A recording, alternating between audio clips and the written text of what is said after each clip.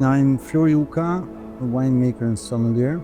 For me, wine is everything. It's a lifelong journey that has shaped who I am.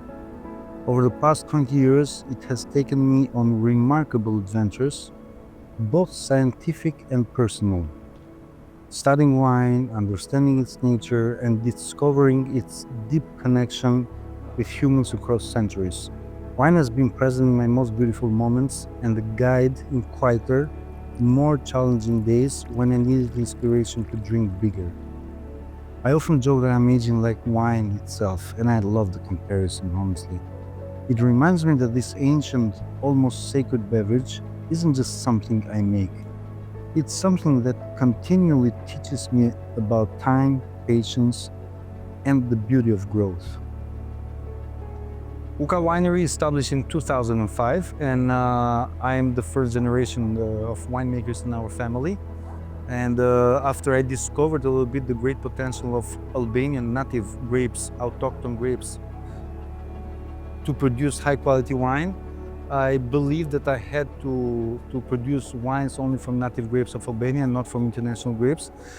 So I followed up the philosophy that our wine is not just wines for sales, because that's the obvious part, but I wanted to create a database of native grapes of Albania, territories of Albania, rewrite the lost history of Albanian wine, which in the future, our winery can be a museum for foreign people to come and taste Albania in a glass. My duty as a winemaker was to find the best grape in Albania to produce a high quality wine. So here I am. We are in Klos, Mat region, and this is the village of Kurdari, but we are nearby the village of CERUJA, where the grapes is called by the name of the village, CERUJA.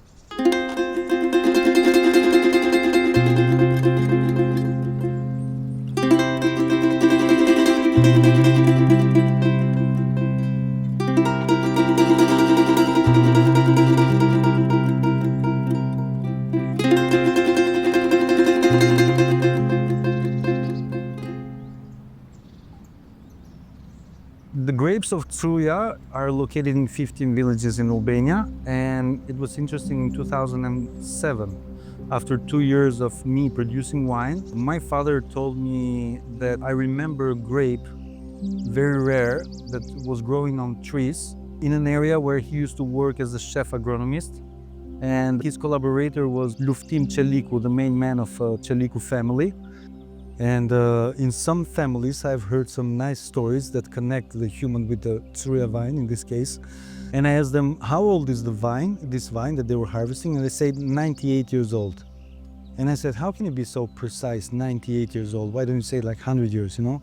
No, he said, this is the vine that substituted my great-grandmother. What happens? In Albania, we have a phrase that we say, the women are born in another house to leave it and to go to their house, to go to the husband in this case. So in the day that we made the wedding, he said, when our great-grandmother left the house and went to his husband, we have planted a CERUJA vine nearby a tree to symbolize the fruits and the benefits that our great-grandmother used to give to us, because she used to do service for us, she used to do food, and now in this case we plant the vine of CERUJA nearby a tree, and this will grow and this will give fruits every single year, and it's a way to remember our great-grandmother. I mean, this is something that really connects the human with the Albanians, I would say more, with the CERUJA vine. And we are very, very connected with the grapes, and because Albania is one of the oldest map of viticulture and winemaking in Europe and Balkans. It dates up to 6,000 years old. And it's an interesting fact that when the Ottoman Empire came and they destroyed all the vineyards of Albania with the law that they had to destroy the industry of winemaking, they said, in case we're going to leave your vine in the house, that's going to be for rakia production, okay, for the distillate, the spirit, rakia. So CERUJA is a village very climbing up the mountain, that it was only a single house when the Ottomans came, and they just didn't care to go there because they didn't want to dominate one single house. And that was the village that saved this grape. We're talking about 500 to 600 years ago, that they saved this grape, and from that village it came down after the Ottomans left the invasion here in Albania, and it came down from one village to another. Now it exists only in 15 villages. So it was a CERUJA village that survived, the CERUJA plant survive this kind of grape, and that's why it gets the name from the CERUJA.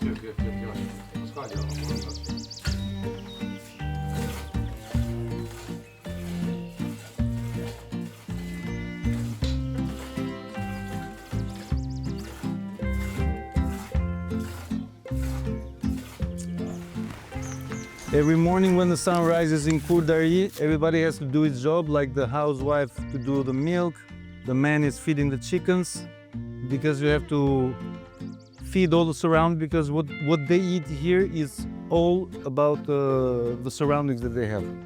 They don't have a supermarket nearby.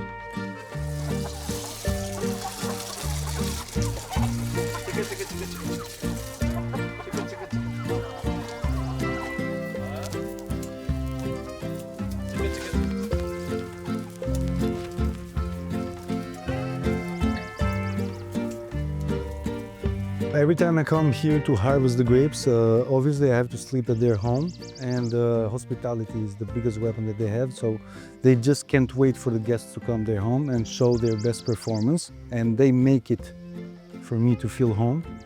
I call it a 5-star Michelin restaurant here. Cheers. So this is the typical brunch during harvest time.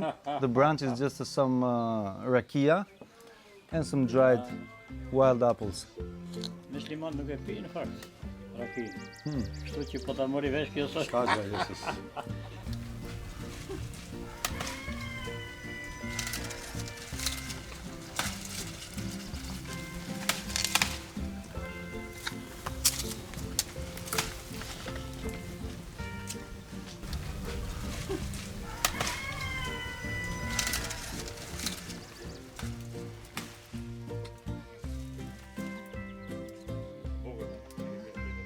Sometimes I'm trying to tell them the richness that they have. What is missing in the city that we don't have in the city, they have it here. This is pure natural habitat of human being. And every time I come here, I kind of get energized with the real frequency of nature that you need. The real food, the real nature. When you sleep in the night, you listen to the music of nature. You don't listen no chaotic music or whatever. I believe this is the way human beings should live, to create our Eden garden and to eat from our old surroundings, and we can live for more years normally. And you see the old man, he was 84 years old or 83, something like that. And he's still sharp and he still thrives. I wish I'm going to be 70% of him in health.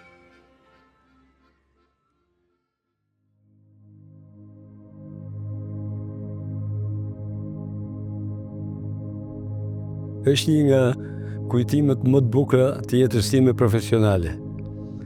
Fiks gjysmë shekulli më parë, në këtë muaj, kam filluar punën në një fshat të largët të Borrelit, po më afër Tiranës, dhe në atë kohë ishte modë e kohës që specialistët i provokonin fshatarët nëse e njeh apo jo profesionin. Dhe mua më sollën një veshull rushi të këtij dhe sipas tyre unë duhet gjeja se çfarë varieteti, sigurisht që nuk munda. Por tek unë mbeti gjithë jetën fotografia e parë. Më pas në djali im u bë enolog dhe ishte në atë parët që filloi edhe të prodhoj dhe verë. Ky varietet është tipik i zonës së Borrelit, të disa fshatrave. e kryesisht e CERUJës nga ka marrë emrin. Dhe është një tregues ky frut në fund të fundit mund të quhet, është tregues i klimës. Ka disa karakteristika jashtëzakonisht veçanta, po fatkeqësisht ende nuk janë studiuar thellësisht me metoda shkencore. Ajo që është më kryesorja dhe që është për epokën që po jetojmë, është qëndrueshmëria e tij ndaj sëmundjeve, kryesisht të vrugut, më pak ndaj hirit, por kryesisht ndaj filokserës, që është një dëmtuesi domethënë që ka shkatëruar vështarinë europiane. Ç'është e vërteta, ky meriton shumë vëmendje, duhet bërë punë, duhet studiuar qoftë nga pikpamja e kultivimit, teknikës, sepse është rrush për verë, por edhe për të nxjerrë, si thua, teknikën e vinifikimit. Kështu që është një resurs i madh. Shqipëria ka një gjeografi shumë interesante, ka tokë interesante, diversitet shumë të madh, dhe gjëra të tilla, resurse të tilla mund të jenë me shumicë. Dhe mendoj që duhet patjetër të jetë një objekt studimi. Për mua është një kujtim shumë i bukur dhe si thua më ka bërë bestyt se erdhi koha që të kemi edhe një kantinë dhe të merremi në veçanti me këtë varietet.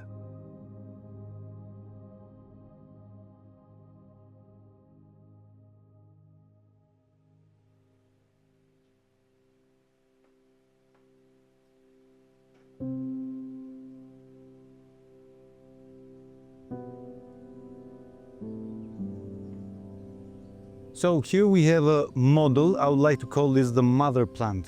Why? Because I'm going to explain you a little bit how they multiply, how they grow the new plants of CERUJA. It's not the typical way of taking the branches and putting in the soil after grafted. As far as this is ungrafted, this is the mother plant, and what they do it throughout an offshot, if I can call it like that, that they take the branches, like this branch for example, okay? In this case, we can focus here. One of the branches here went down in the soil, down here, and it went down like this, soil up, okay? One part goes underground, one part goes up the ground. So after you do it on winter, during the summer, you have the down part of the soil starts creating the roots, and the upper part starts creating the buds and the leaves and everything in the grapes. So after you see that this grows okay, you just cut it here. This is the point of cutting.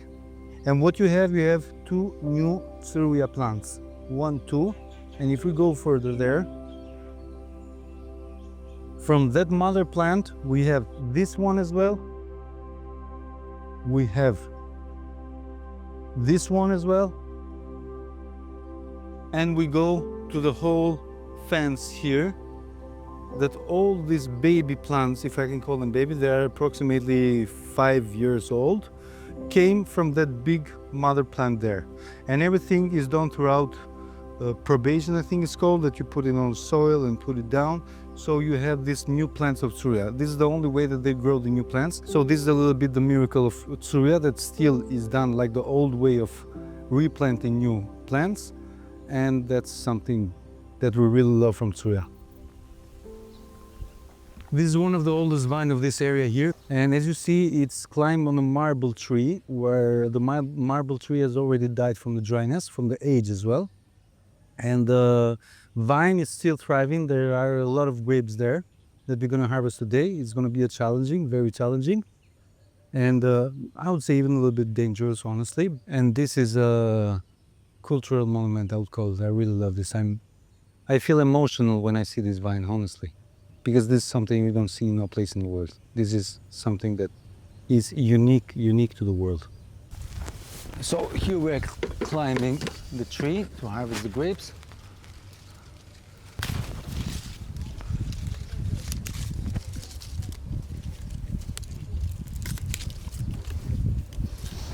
Hand-picked one by one.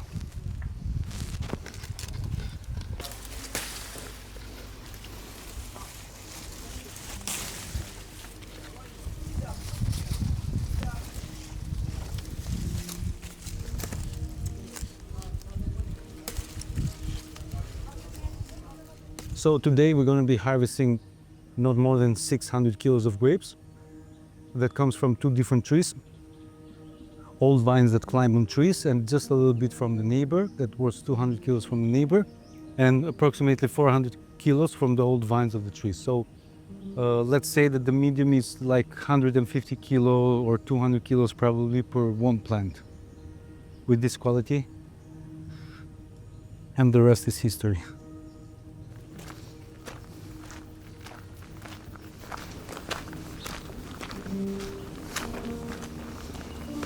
CERUJA journey consists in following up every single family. We go at 5 o'clock in the morning, we bring the cases. As I told you, there are 14 villages. Each village is very small with 10 houses approximately. And it's one village, one day. So 14 villages is approximately 2 weeks to harvest around 10 tons of CERUJA grapes. And the production is very limited. We produce 5,000 bottles per year. And what we do, we bring the cases, we wait them until 5 afternoon. Then we pick up the grapes, we do all the waiting, and we sign his family, we do the payment, then we put it on cases on the truck. We elaborate everything in the winery.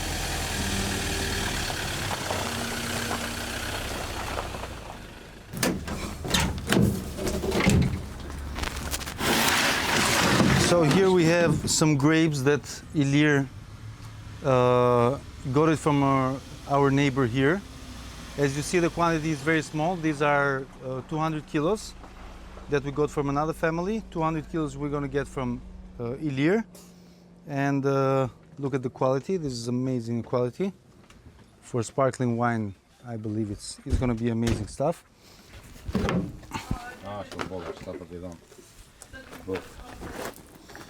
Peste 8. Što? Peste 8 pihiste pes. Не то. Boko.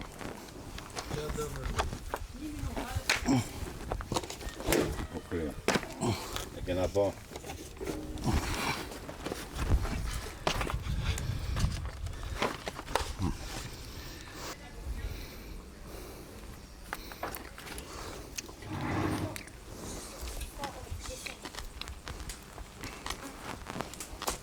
Top quality.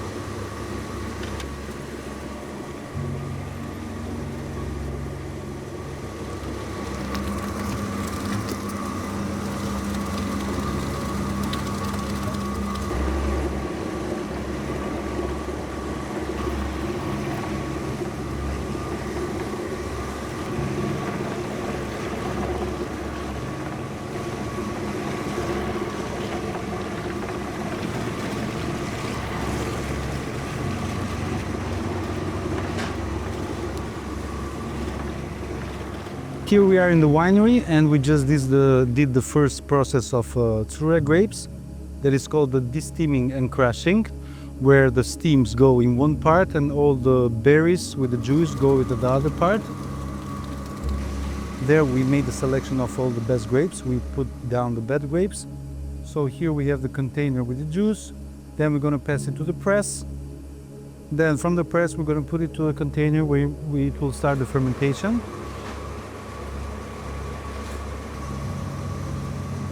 In the winery, then, we try to proceed with very natural fermentation. We don't use like yeast or sulfites. We use just for the little part that comes, just a little bit of yeast to start the fermentation, so it won't be very wild yeast, because sometimes the wild yeast, you might not have a full control of the flavors.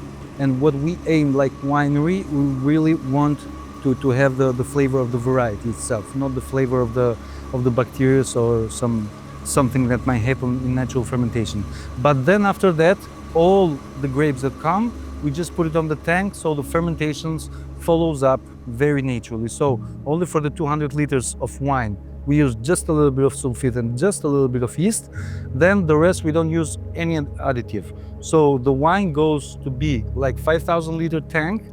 Then we finish the whole process of fermentation. Then we leave it to refine on the tank, on the winery. And then we bottle it after 2 years or 3 years. That depends a little bit. But we are never scared of CERUJA to bottle it even after 5 years, because it's always shows a very great performance of aging, and we love to taste it on the tank anytime. So this is a little bit somehow the process that we follow up for the CERUJA wine.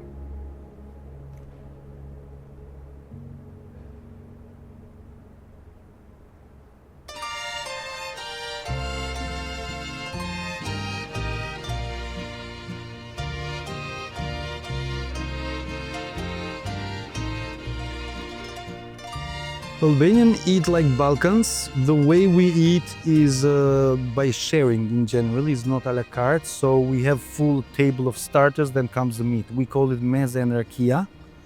And it's not the typical way of ordering something. You just serve everything on the table and you share with your friends, because the table in Albania is the place where everybody does their business job and everything. They don't do it in the office, they do it in the table. So in generally, we used to eat meze and rakia is called. So a lot of starters and rakia, because the wine culture was almost destroyed from the Ottoman Empire, so they left us the rakia. But lately, in the years of 90s, we started introducing wine to the table. And to be honest, we don't pair wine with food. We drink what we have, generally in Albania. But from my experience, I believe that Albania is like a work of God, that the grape varieties, the wines that come from each area, they really pair very well with the local food of each area. I'll give you an example. For example, the kalmet pairs very well with the pork. And the pork is used mostly only in the North Albania, because they are Christians, Catholics. And in the south, we have the chicken that is very common, and it pairs very well with Pullës wine that comes from Berat. And Shesh I Bardh is a grape variety that comes from area of Durrës. And there's an area of fish, and that pairs perfectly with fish.